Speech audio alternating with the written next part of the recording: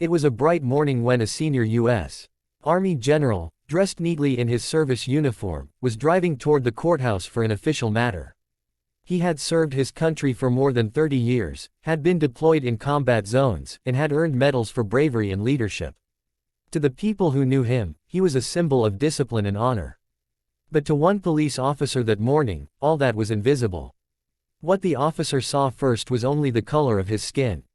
As the general drove calmly through town, he noticed flashing blue lights in his rearview mirror. He slowed down and pulled to the side of the road.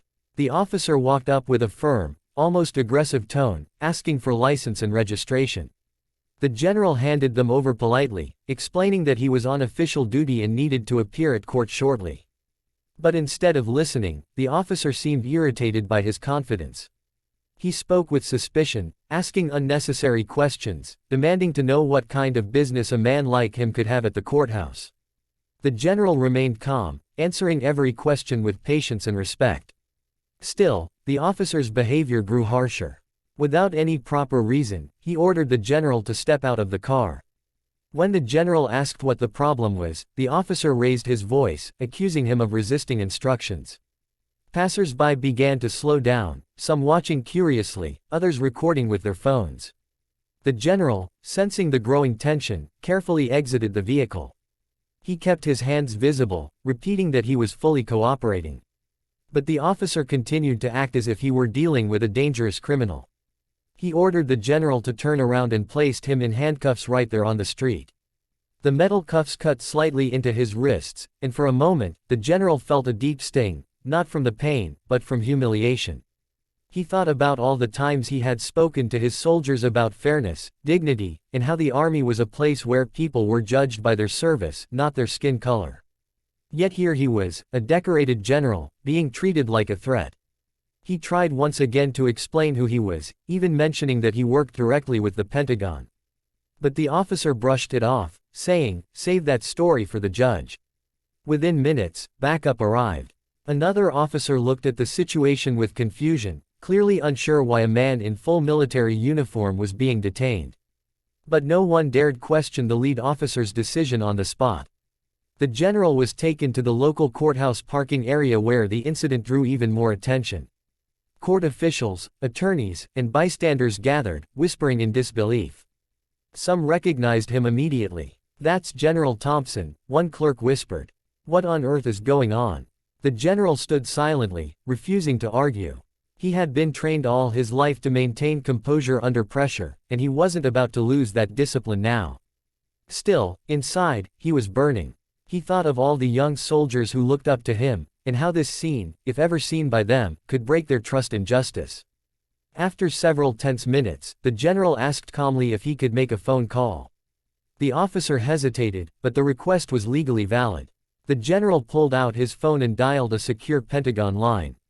The moment the voice on the other end answered, his tone shifted from quiet dignity to professional command. "This is General Marcus Thompson," he said firmly. "I've been unlawfully detained by local police outside the county courthouse. I need immediate contact made with the local precinct." The officer listening beside him froze, suddenly realizing this was not an empty boast. The general was exactly who he claimed to be, a high-ranking U.S. Army leader with direct access to Washington. Within minutes, calls began coming in. The local police chief received one, then another, from the Pentagon and the Department of Defense. Confusion spread quickly through the ranks. Officers scrambled to confirm what was happening. When it became clear that the man in custody was indeed a decorated general, everything changed. The same officer who had treated him harshly just moments earlier now approached him with nervous respect. "Sir, there's been a misunderstanding," he stammered.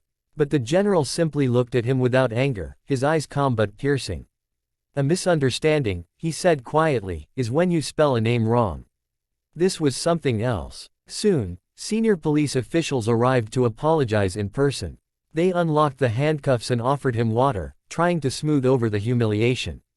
The general accepted the apology formally but without warmth. "I respect law enforcement," he said. "But respect must go both ways. What happened here today is not just about me, it's about every person judged before being heard." His voice was steady, but everyone listening could sense the weight behind it.